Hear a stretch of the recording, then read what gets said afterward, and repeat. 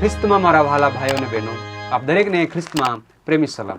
હું પાસ્ટર રવિન્દ્ર ગામિત આજે ફરીવાર બીજા ત્રિમાસિકના 13મા સવાસાના પાઠમાં હું તમ દરેકને હાર્દિક સ્વાગત કરું છું. આવો આજ ફરીવાર આપણે જે સવાસાનો પાઠ શીખનાર છે તે એક પ્રમાણે કહે છે કે અનંત કાળમાં. વહાલાઓ, આ સવાસાના પાઠને શીખીએ માટે આપણી પાસે ફરીવાર આજે મહેમાનો છે. તો હું મહેમાનને વિનંતી કરીશ કે તેઓ પોતાની ઓળખાણ આજે ફરીવાર આપણને આપશે. હું છું તમારી સાથે અલ્પેશ ગામિત અને આજનો મારો વિષય છે આજે જીવન છે અને અંતે આપણે રૂબરૂ મળવાનું છે. હું છું ઈસુફ ગામિત. આજ હું મંગળવારનો પાઠ અને બુધવારનો પાઠ જે કહે છે કન્યા અને હલવાનને અનુસરો. હું રમેશ વાઘમારે. મારો વિષય છે આવો. વહાલાઓ, આપણે આજના સવાસાના પાઠ તરફ દોરાઈશું ત્યારે આજનું જે સ્મૃતિ સૂત્ર છે તે આપણને એ પ્રમાણે કહે છે. પહેલો યોહાન તેનો 3 અધ્યાય 2 કલમે પ્રમાણે કહે છે, વહાલાઓ, આપણે દેવના છોકરા છીએ અને આપણે કેવા થઈશું તે હજી પ્રગટ થયું નથી. આપણે એટલું તો જાણીએ છીએ કે જ્યારે તે પ્રગટ થશે ત્યારે તેના જેવો આપણે થઈશું, કેમ કે જેવો છે તેવો આપણે તેને જોઈશું. પહેલો યોહાનના પત્ર 3 અધ્યાય 2 કલમ.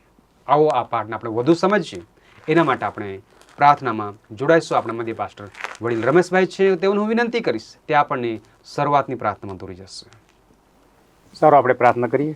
કૃપાળુ પ્રભુ ઈસુ, ફરી એકવાર તમારા ચરણો આગળ આવીને આજે પ્રભુ જે અમે સભાસણોનું અધ્યયન કરી રહ્યા છીએ 13મો પાઠ, આજે પ્રભુ અમે જે સમજાવી રહ્યા છીએ ત્યારે અમને સહાયતા કરજો. પવિત્ર આત્માથી અમને દોરાવજો.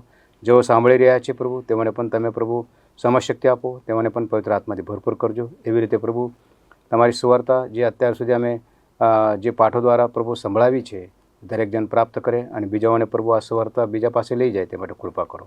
ટૂંકી પ્રાર્થના ઈસુના નામમાં માંગીએ છીએ. આમેન. વહાલાઓ, આપણે આજનો સવાસાનો પાઠ જે છે તેમાં કહે છે કે અનંત કાળમાં. વહાલાઓ, જે સ્મૃતિ સૂત્ર પ્રમાણે આપણે જોઈ ગયા છે કે અનંત કાળની વાતો વિશે તે આપણે જોઈ રહ્યા છે અને આપણે કહે છે કે ભવિષ્ય આપણા માટે શું રાખેલું છે અને સાથે કહે છે કે આગળ શું થશે. સાથે આપણે એ પણ કહે છે કે એક જ સમયે એક ભયાવહ બાબત હશે, એક ઉત્તેજના બાબત હશે, ડરામણી વાત હશે અને એક અદ્ભુત વાત હશે. અને એ આપણે આજે જાણીએ પણ ઈસુ ખ્રિસ્ત એ વિશ્વાસુ છે. એ વાતને આપણે જાણીએ, એ સાચો છે. એ સંકટનો જે સમય આવશે ત્યારે તે આપણે ત્યજી નહીં દેશે, પણ તે આપણી સાથે હશે અને તે ક્યારેય જ આપણને છોડવાનો નથી. પરંતુ વહાલાઓ, જે કંઈ પણ અંતના સમયમાં કરશે તે બરાબર કરશે. જે એણે કર્યું છે અને એ હંમેશા પ્રમાણે કરશે જ. સાથે અંત સુધી જે કોઈ વ્યક્તિ એના વિશ્વાસમાં ટકી રહેશે તે અનંત કાળમાં બચાવ પામશે.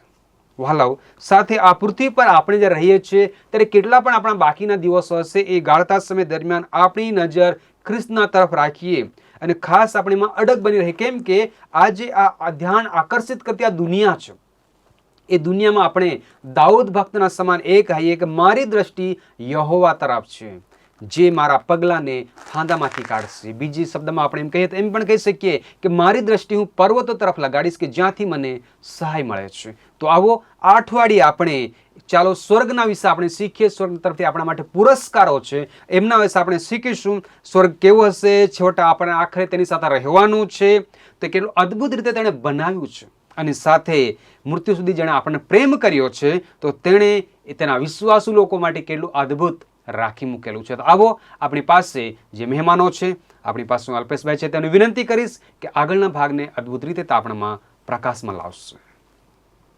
આવો આપણે રવિવારના પાઠની અંદર જોઈશું.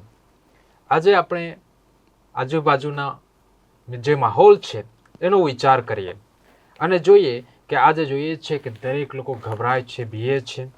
એક ડરામણો માહોલ છે, એક લોકોને નિશાસો નાખતા જોઈએ છે. આપણે જોઈએ છીએ કે જે કંઈ થઈ રહ્યું છે એ શાસ્ત્રની અંદર લખી દેવામાં આવ્યું છે. માંથી તેનો 24મો અધ્યાય, ત્યાં આપણને ઈસુ ખ્રિસ્ત એ નિશાની વિશે કહી દેવામાં આવ્યું છે કે તમે યુદ્ધો જોશો, અફવાઓ, રાષ્ટ્રની વિરુદ્ધ, દેશની વિરુદ્ધ. આ દરેક બાબતો છે એ થનાર છે. દુષ્કાળ, મહામારી, ધરતીકંપ અને સતાવણી, આ દરેક બાબતો તમે જોશો અને આપણે જાણીશું કે ખરેખર પૃથ્વીનો જે અંતનો સમય છે આવી ગયો છે. કારણ કે પહેલો પિત્તર તેનો 4 અધ્યાય 7મી કલમ પણ આપણને કહે છે કે હવે સર્વનો અંત આવ્યો છે, માટે સંયમી થાઓ, સાવધ રહીને પ્રાર્થનામાં કરો અથવા તો પ્રાર્થનામાં રહો. આજે આ જે ગતિવિધિઓ છે, જે અંતની સમયની એ વધી રહી છે, તીવ્ર બની રહી છે, ત્યારે આપણે છે તૈયારી કરવું પડશે. પરંતુ આજે પણ આપણે તૈયારી નથી. આજે પણ આપણે વ્યક્તિગત રીતે મજબૂત અથવા દ્રઢ નથી.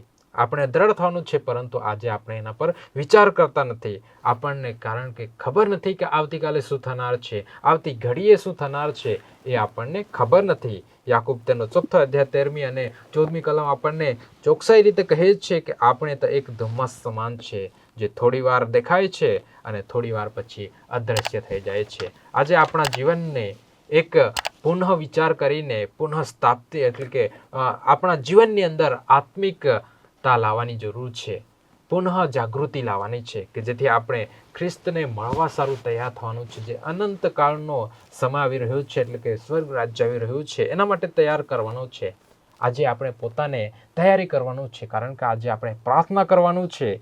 ગીત શાસ્ત્ર સમાન એ ગીત શાસ્ત્ર તેના 80મો અધ્યાય ત્યાં દાઉદ ભક્ત પ્રાર્થના કરે છે કે તારો મુખનો પ્રકાશ છે મારા પર પડ, કે જેથી અમે બચી જઈએ, તારું તારણ મળે. આજે આપણે એ જ પ્રાર્થના કરવાની છે કે પ્રભુનું આગમન થઈ રહ્યું છે, ત્યારે આપણે એને મળવા સારું આપણે આત્મિક જાગૃતિની અંદર રહીએ. અને બીજી બાબત એ જોઈએ છે કે જ્યારે પ્રભુનું નજીક આવવાનું ચોક્કસ છે, ત્યારે જોઈએ છે કે પ્રથમથી જ આપણને એના વિશે કહી દેવામાં આવ્યું છે.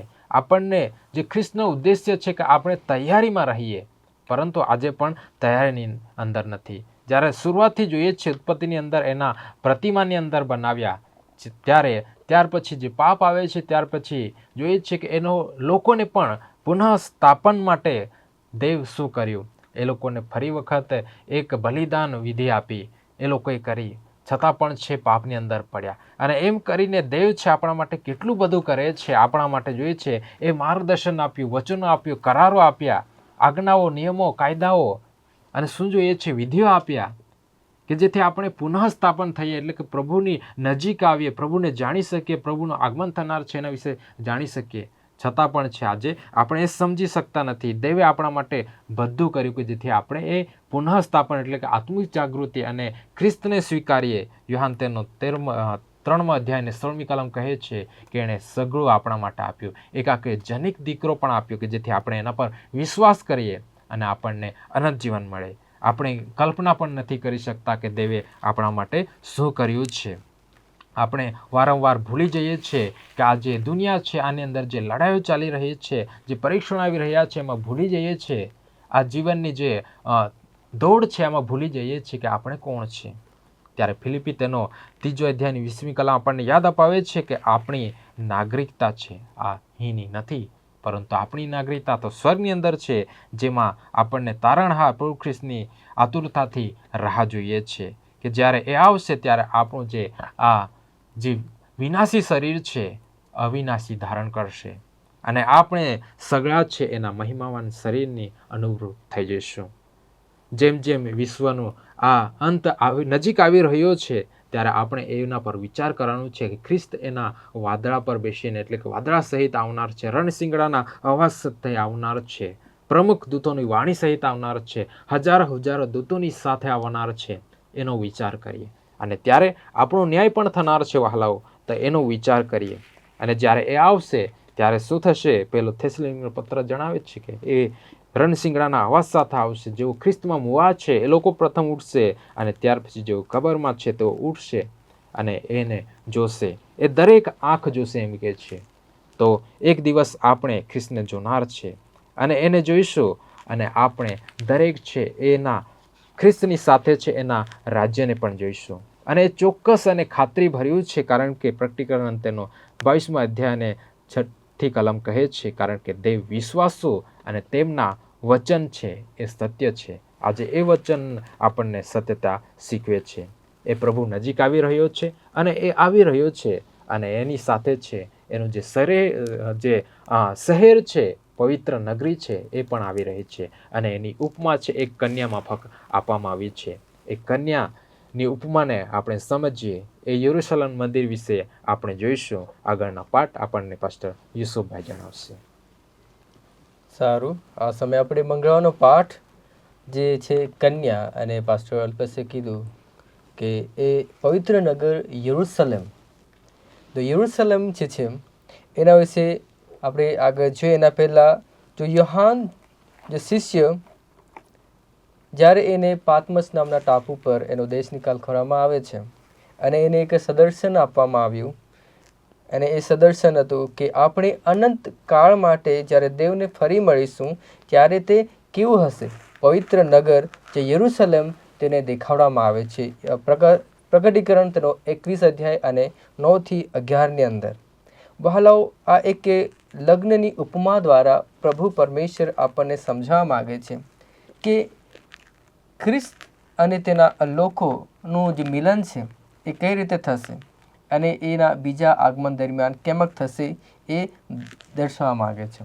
વહાલાઓ, જે પ્રમાણે લગ્નના દિવસે એક દુલ્હનને સુંદર રીતે તૈયાર કરવામાં આવે છે અને બધા લોકો તેને જોવા આતુર હોય છે, તેમ દેવ પોતાના વિશ્વાસુ લોકો માટે અદ્ભુત ભવિષ્ય તૈયાર કરી રહ્યા છે. કેમ કે દેવે કહ્યું છે યોહાન 14 અને 1:3 અંદર કે પ્રભુ ઈસુ ખ્રિસ્ત આપણા માટે એક જગા તૈયાર કરી રહ્યા છે, અને એ જગા જે છે એ પવિત્ર શહેર યા કે સ્વર્ગનું રાજ્ય છે એના વિશે આપણે વાત કરીએ છીએ. અને કહે છે કે હું તમારા માટે જગા તૈયાર કરવા માટે જાઉં છું, અને તે સ્થાન છે નવું યરુશલેમ, એક સ્વર્ગીય નગર જેના એક વૈભવ આપણે પોતાના શબ્દની અંદર આપણે વર્ણવી શકતા નથી. એવું સુંદર શહેરની વાત જે છે આપણે દરેકને આપવા માટે પ્રભુ પરમેશ્વરે વાયદો કર્યો છે.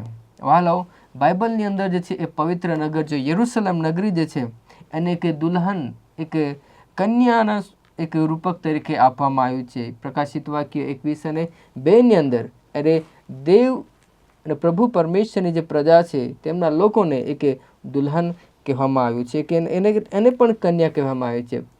પ્રકટીકરણ 19:7 અંદર એને આ દર્શાવે છે કે નગર અને ઉદ્ધાર પામેલા લોકો વચ્ચે એક ગાઢ સંબંધ છે. કેમ કે જે પવિત્ર નગરીને પણ કન્યા કહેવામાં આવી છે અને દેવના લોકોને પણ કન્યા કહેવામાં આવી છે. અને આ જે પવિત્ર નગર છે દેવના રાજ્યનું એક પ્રતીક છે વહાલાઓ, અને એના જે સંતો છે તેના નિવાસી છે.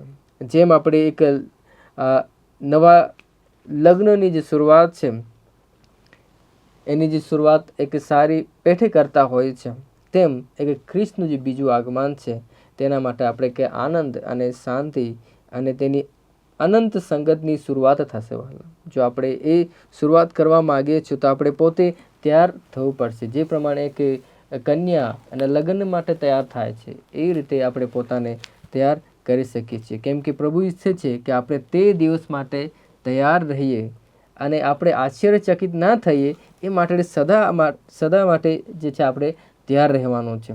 અને એટલા જ માટે પ્રભુ ઈસુ ખ્રિસ્તે લગ્ન ભોજન એનું ઉદાહરણ આપ્યું છે અને સાથે એક 10 કુંવારીઓનું દ્રષ્ટાંત આપ્યું છે કે આપણે હંમેશા પ્રભુને મળવાને માટે તૈયાર રહીએ, એ નગરને જોવાને માટે આપણે તૈયાર રહીએ. આપણે દરેકને માટે એક સંદેશ છે કે આપણે દરેકનું મન જે છે એ સ્વર્ગીય વાના તરફ આપણે સ્વર્ગીય બાબતો તરફ આપણે રાખીએ, આપણે આત્મિક તૈયારીની અંદર રહીએ કે જેથી કરીને આપણે એ નગરની અંદર એ પવિત્ર કન્યા જે નગર ઉતર્યો છે એનો આપણે હકદાર બની શક્યા છે. કેમ કે પ્રભુ પરમેશ્વર આવી રહ્યા છે અને પ્રભુ ઈસુ ખ્રિસ્તના જે આવનાર મહાન જે દિવસ છે લગ્ન દિવસની એક આનંદપૂર્વક આપણે રાહ જોઈએ. વહાલાઓ, જો આપણે તૈયાર રહીશું, જો આપણે તૈયાર રહેવા માગીએ છીએ તો આપણે એ હલવાનને અનુસરવું પડશે. કેમ કે એ હલવાન જ છે એના જ્યારે આપણે અનુસરીએ છીએ ત્યારે એની અંદર આપણે જઈ શકીશું. સ્વર્ગના ઘણા એવા અદ્ભુત આશીર્વાદો આપણને આપવા માટે વાયદો કર્યો છે. કેમ કે એ સ્વર્ગની અંદર ના ત્યાં દુઃખ, ના આંસુ, નહીં પીડા કે ત્યાં મરણ નથી. એવા ઘણા આશીર્વાદો પ્રભુ આપણને આપવા માગે છે. દેવ પોતાના લોકોને શાંતિ, સલામતી, એક આનંદ આપવા માગે છે.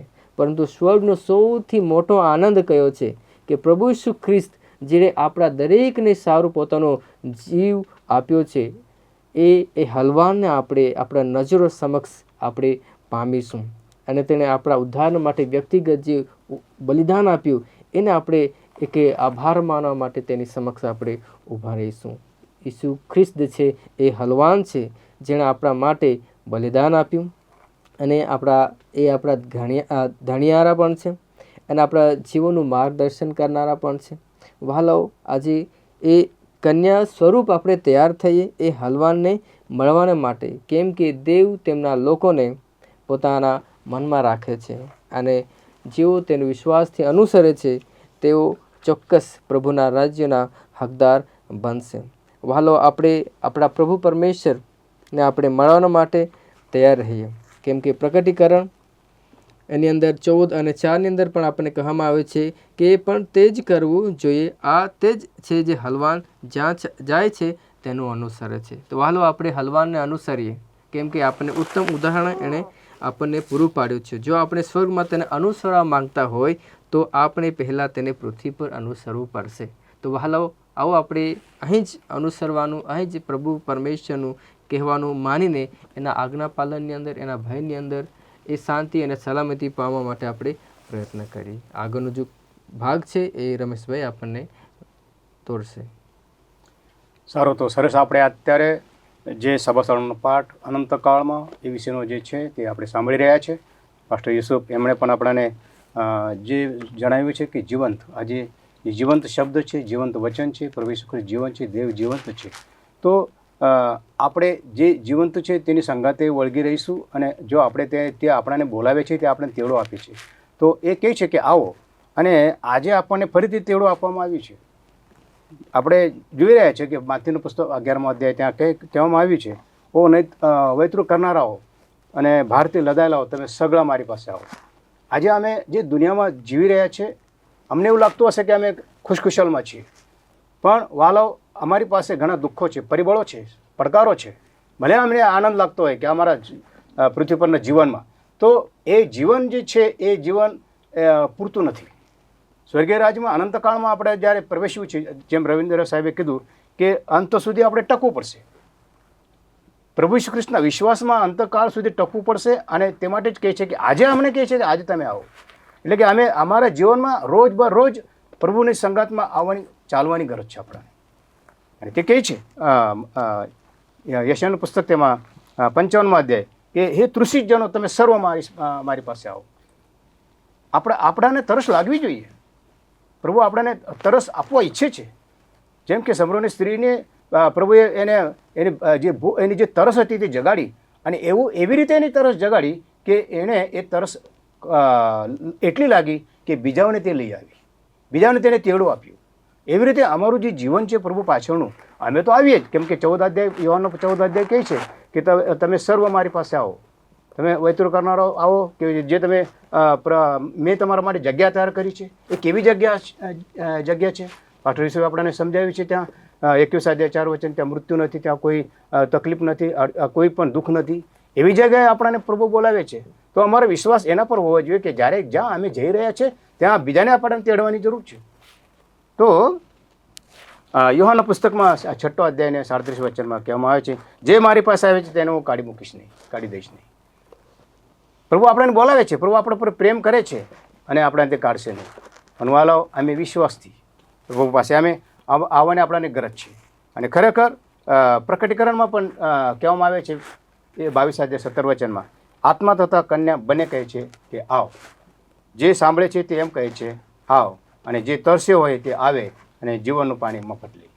અમે જે જીવનનું પાણી છે, પ્રભુ ઈસુ ખ્રિસ્ત જીવનનું પાણી છે, તેની પાસે જ્યારે અમે આવીએ, આપણાને પ્રથમ તો આપણાને તરસ હોવી જોઈએ તેની પાસે આવવા માટે, કેમ કે તે આપણને તેડો આપે છે.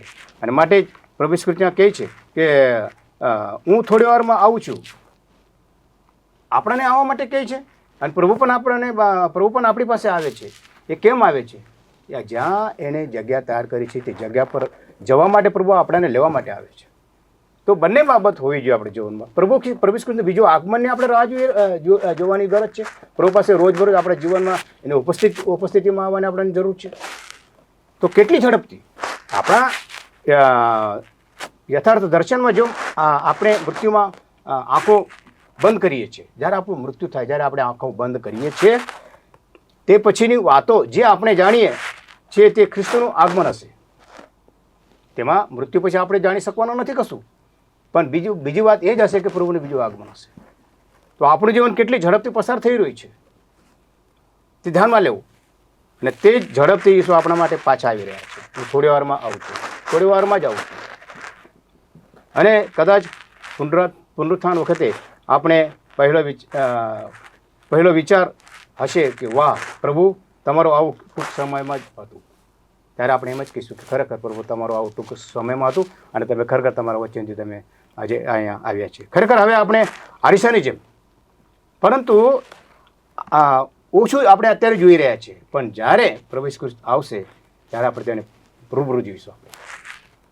આપણે એક આનંદની મુલાકાત, એક આનંદનો સંબંધ બાંધવા માટે પ્રભુ ઈસુ ખ્રિસ્તને ફરી તેના સંબંધમાં જે કંઈ અત્યાર સુધી આપણે પાઠો શીખ્યા તે પાઠમાં ધ્યાન લેતા આજે અમે છેલ્લા સમયમાં આવ્યા છીએ, છેલ્લા પાઠમાં પણ આવ્યા છીએ. તો એ જ પ્રભુનો ઉદ્દેશ છે કે અમે તેની જે રાહ જોઈતા હતા તેને આપણે જોઈશું. તે એક મોટો આનંદ હશે અમારા માટે.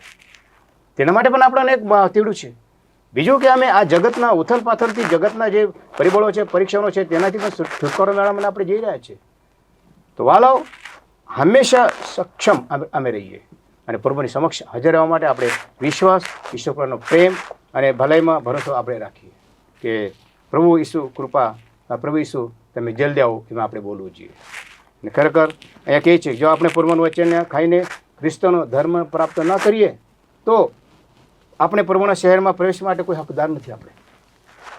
પણ ધરતીના ખોરાક પર જીવ્યા પછી કે ધરતીના જૂની વસ્તુને પ્રેમ કરવા પછી કે આ જે ધરતીના પદાર્થો છે, ધરતીની વસ્તુઓ છે કે તેને આપણે પ્રાપ્ત કર્યા પછી સ્વર્ગ રાજ્યની માટે આપણે હકદાર નથી. તો આપણે સ્વર્ગમાં વહેતા શુદ્ધ સ્વર્ગીય પ્રવાહની આપણે કદર કરવી જોઈએ. જેમ પાસ્ટર ઈસુભાઈ એમને કહ્યું કે ત્યાં દુઃખ નથી, ત્યાં મૃત્યુ નથી, ત્યાં રુદન નથી, એવી જગ્યાએ આપણે પ્રાપ્ત કરવા માટે આપણે સ્વર્ગનું વિજ્ઞાન પ્રાપ્ત કરીએ, સ્વર્ગનું જ્ઞાન પ્રાપ્ત કરીએ અને આપણે તેમની કૃપાના પરિવર્તનશીલ પ્રભાવથી આકાર અને ઘડતર કરવાની આપણે જરૂર છે. તો આપણામાં એવું પરિવર્તન જોઈએ કે આપણે પ્રભુની આપણે રાહ જોનાર આપણે બનીએ અને બીજાને પણ આવવા માટે આપણે બનીએ. કે આવો એ જ વચન છે આજે પ્રભુ કહે છે કે આજે આપણે ફરીથી તેડું આપણને આપવામાં આવી છે. તો પ્રભુ પાસે આપણે જઈએ કે જેથી કરીને આપણાને જે સમજાવવામાં આવી છે સ્વર્ગના કાયદા સિવાય રાષ્ટ્રો પાસે બીજા કોઈ કાયદાની માલિકી રહેશે નહીં. બધા એક સુખી સંયુક્ત કુટુંબ અને સ્તુતિ આભારના વસ્ત્રોથી સજ્જ હશે ત્યાં. તે એવી આશાથી અમે આજે આનંદિત, એ આશામાં અમે અમારું જીવન જીવીએ અને પ્રભુ આપણને બોલાવે છે તો તે તેડોને આપણે નકાર ન કરીએ. આવો પ્રભુ પાસે આપણે બધા આવીએ. આમેન. વહાલાઓ, આપણે દેવ પિતાનો વિશેષ આભાર માનીએ કે અનંતકાળની વાતોના વિશે આજના સબાસાના પાઠમાં અદ્ભુત રીતે આપણને આપણા મહેમાનોએ શીખવ્યો છે. હું તેઓનો આભારી છું કે આપણને એક ઊંડાણપૂર્વકનું જ્ઞાન આપણને આજે તેઓએ પીરસ્યું છે. પ્રભુ તેઓને અને તેઓની સુવાર્તાને વિશેષ આશીષિત કરશે. ત્યારે આવો આ સમય દરમિયાન આપણે વિશેષ એક દેવના બાળકો તરીકે આ વિડીયોને જ્યારે જોઈ રહ્યા છે ત્યારે હું ફરીવાર તમને વિનંતી કરીશ, તમે આ વિડીયોને લાઇક કરો અને વિશેષ તમે ચેનલને સબસ્ક્રાઈબ કરો અને એમની સાથે બેલ આઇકનને દબાવો અને જે આ વિડીયો છે તમારા સગા સંબંધી, તમારા વહાલા મિત્ર મંડળને તમે મોકલો કે જેઓ જોઈ અને તેઓ પણ આશીષિત થાય. આવો આ સમય દરમિયાન આપણે અહીં આ સાબાસાના પાઠને પૂર્ણ કરવા તરફ જઈશું અને આપણે પ્રાર્થનામાં જોડાઈશું. ત્યારે હું આપણા મધ્યે પાસ્ટર અલ્પેશ ગામિતને વિનંતી કરીશ, તેઓ આપણને છેવટની પ્રાર્થનામાં દોરશે. આવો પ્રાર્થના કરીએ. અમારા સ્વર્ગીય પિતા, તમારો આભાર માનીએ છીએ આજના અભ્યાસક્રમને માટે અને પ્રભુ આખા અભ્યાસને માટે. પ્રભુ આજથી પ્રભુ અમે 13 જેટલા સાબાતના અભ્યાસો છે પૂર્ણ કર્યા છે. એ માટે તમારા નામનો ધન્યવાદ કરીએ છીએ કે પ્રભુ તમે અમારી સાથે આ 13 પાઠોની અંદર રહ્યા, અમને મદદ કરી કે પ્રભુ અમે તમારી સાથે સંબંધ કેવી રીતના બાંધીએ, કેવી રીતના એક વિશ્વાસની અંદર દ્રઢતા લાવીએ અને વિશ્વાસમાં રહીએ અને તમારા આગમન માટે કેવી રીતના તૈયારી કરી શકીએ. એ માટે પ્રભુ આ વચનોનો આભાર માનતા પ્રભુ આ પ્રાર્થના છે અમે તમારા પ્રિય પુત્ર ઈસુ ખ્રિસ્તના મધુર નામથી માંગીએ છીએ. સારું વહાલાઓ, આ સમય દરમિયાન આપણે આજના સવાસાને પાઠને અહીં પૂર્ણ કરીએ છીએ. આપણે ફરીથી એક નવા વિષય સાથે અને એક નવા વિચારો સાથે પાછા મળીશું. ત્યાં સુધી પ્રભુ તમ દરેકને પ્રભુના વચનમાં, પ્રભુના આશીર્વાદમાં અને પ્રભુની શાંતિમાં બનાવી રાખશે.